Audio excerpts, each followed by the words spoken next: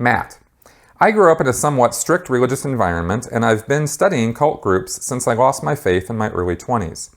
I've noticed that recently, perhaps in the last few years, that the term brainwashing has fallen very much out of favor and has been replaced with undue influence.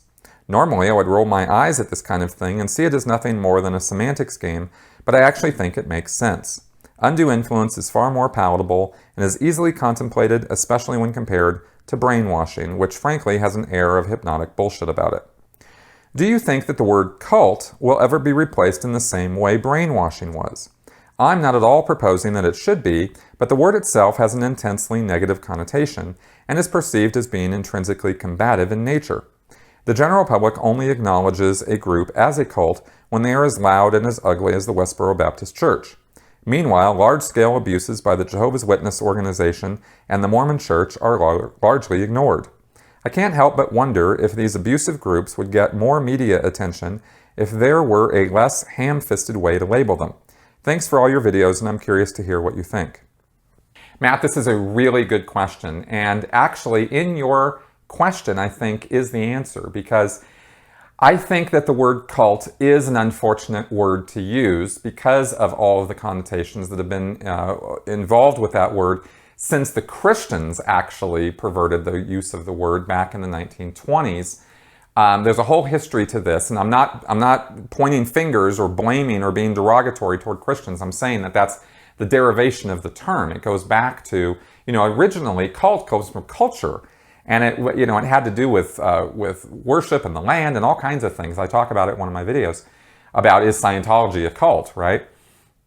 But the term has now all these negative connotations because of this, twist of its usage back in the 20s, and it's sort of carried forward to now. And I think when I said the answer is in your question, I think the term abusive group is actually probably a really good term to use. But I use the term destructive cult on purpose and for a reason. I don't use the word cult. I use the word or term destructive cult, right? And this is actually something I picked up from Steve Hassan from his book, Combating Cult Mind Control. I think and Steve is also the one who has pushed, or at least the first one I heard, who was pushing the term undue influence, because I think you're absolutely right. Brainwashing is a really stupid word, and it's lost it never really had any sort of scientific sense to it.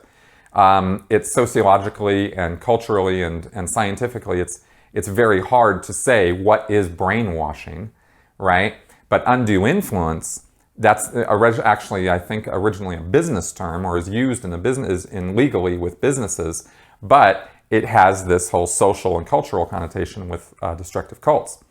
So I think that abusive group might be another term that might eventually be the kind of term, if not abusive group, then maybe something like that, might eventually replace the term destructive cult.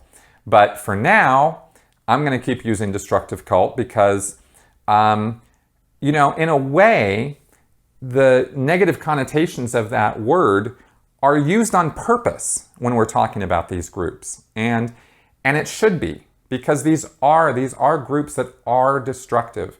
They do harm. And they do fit the idea of a cult, in that there's this idea of an insular, closed off, us versus them sort of black and white thinking kind of group. That is what a destructive cult is, and that's why I use that term. So, the word cult all by itself can mean anything from, the Catholic Church to, the Westboro Baptists.